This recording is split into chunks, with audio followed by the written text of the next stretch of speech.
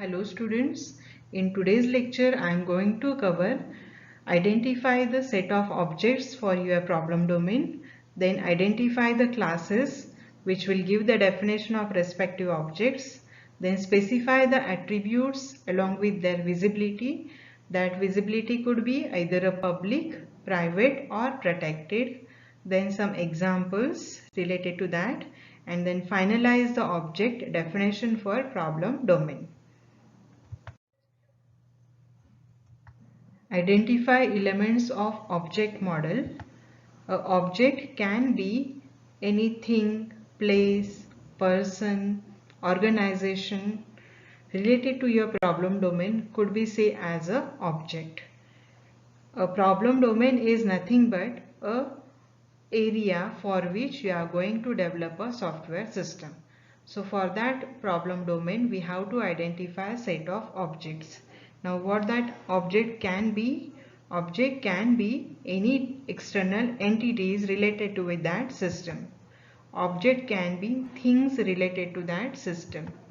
Then object could be occurrences of events, means any type of services or any type of operations with that system could be say as a object. Then object can be any type of a role. Now for example, in any institution a principal plays very important role. Principal is an administrative person, so there is a one specific role is given for the that designated person. Then place, any place can be say as a object. Then any type of a structure or a schema can be say as a object. Any organization or any particular branch can be say as a object. Now consider one of the simple example, hospital management system. In hospital management system, the important objects are doctor, nurse, then any staff related to that hospital, then patient. These are the important objects that could be primary, at primary level we can investigate this object. So hospital management system is considered as our problem domain, and for that we have identified this set of objects here only. So identify the elements of object model. This is one of the important step in problem or in development of a software system. Then identify classes and objects. Once the objects are identified, then for that objects we have to define a set of classes. Means class is nothing but a object definition, or class could be say as a blueprint of any object. Now the object can be found as naturally occurring entities in application domain. Just we have taken an example of a hospital management system. In hospital management system, what the natural things could be happen, what set of processes could be might occur, that we have to identify, and based on that we have to identify the set of objects. But not all the objects are relevant to the system. Some of the objects are come in a system but it does not play very important role. So we have to identify the relevant and essential object for that problem domain which remains present throughout the system's life cycle. Means only necessary object and the important objects are taken into consideration for development of a software system. Then for example, a banking application is taken here as an example. In banking application, the important object could be say as a bank employee. Bank employee, it could be any managerial person or any other clerk or any other person, say as a one important object, bank employee. Then second is a branch detail. Branch could be say as one object. Customer is one object. Account is one object. Like this we have to identify the primary set of objects related to that application or related to that system here. Once the objects are identified in natural way, then among that we have to find out the relevant and essential objects which plays vital role in that software system or in that application basically. So that is the important task while identifying the objects. Then specifying. Next thing is, once the objects are identified, classes are identified, then next important thing is specify the visibility for a class members. Now you can set visibility property for an attribute or for set of operations, whether that data members are accessible to the other classes or not. There are three important visibility.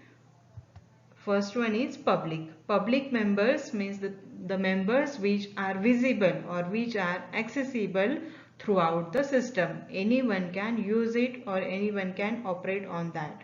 That members are say as a public members, and they are denoted by plus sign. Public members of the class are denoted by plus sign. They are accessible throughout the system. Then second one is private members. Private members are visible only within that respective class. They are not accessible outside the class. Private members are denoted by minus sign. Then next is protected members. Protected members are visible from within the class and from the subclasses inherited from that particular class.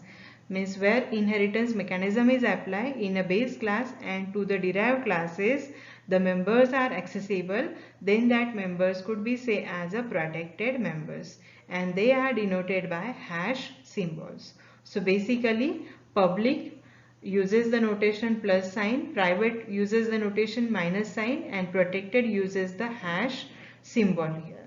So any attribute or any method of the class could be defined along with this visibility. An example for that, a graphical notation for a class. Usually any class in diagrammatic form, any class could be given as in a rectangular box here. First of all, we need to define a class name, then give set of attribute definition and give functions or the operations definition declaration here.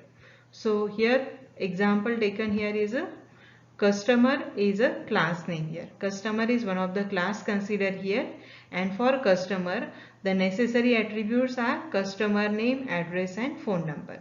So customer name is declared as a public member. Public member, that's why plus sign is given. Customer name is public member and its data type is string. Address is a private member. For that address we have given notation as a minus. Minus address means it is accessible only within the customer class and its data type is string. Hash phone number. Phone number is given as a protected member. Protected member means it is accessible to the same class and to its derived classes. So these are the set of attributes. What is the syntax for declaring any attribute? Give visibility, then your attribute name, colon and a data type. This is a basic symbol or a syntax for a class attribute definition. Then for customer, two methods are declared, add method and set method, or add and set functions as adding the customer detail or for set some information for the customer. So this is a basic notation for a class. One more example here. Person is one of the class, and for person class two attributes are defined, name and birth date. Both members are private members, that's why minus sign is given here. Name is of string type and birth date is of date type. Now not only for attributes we can mention a visibility, for methods also or for functions also we can give the visibility. Plus get name means what? Get name is a public method or a public function and its return type is string. Then set name. Set name, it is a public member. Its return type is void, means this function is returning nothing but taking one argument, that argument is name. And is birth date. Is birth date is a public method and it returns a boolean value, does not take any argument. Like this, any class could be shown in a graphical format by this rectangular symbol. One more example, book. For book, book title and author are two attributes and they are protected. And get title and get authors are two public functions present for this book class. Like this, we can mention the visibility for the attributes as well as for the functions or methods of the class. Now next is finalizing the object definition. The main purpose of object-oriented analysis is to define all necessary classes, then show their relationships among the classes and show associated behavior with them that are relevant to the system. These are the important aspects for object-oriented analysis. Identify classes, show the relationships and show their association among the respective classes. And this could be achieved by doing the following basically. The important thing here is what? Users' requirements must be communicated between the customer and software engineer. Means what is the problem domain? For that problem domain, there should be a proper communication between a customer and a software engineer. Then customer will give his or her own requirements related to the problem domain and then software engineer will get notice for that requirement. Then next is identify classes, their attributes and methods.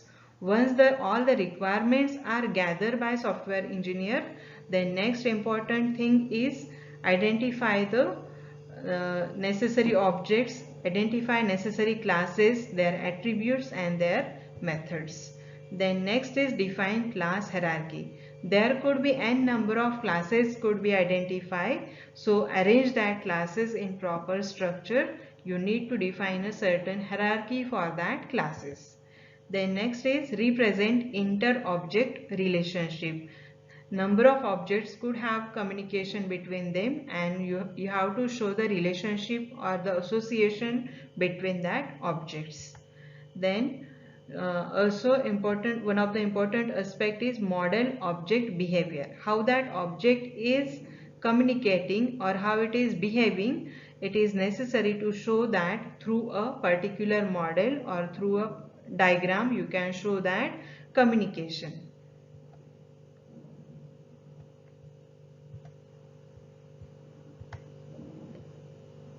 So these are the important steps for finalizing the object definition. One more thing is left here. Repeat above all the steps till the model is not completely defined.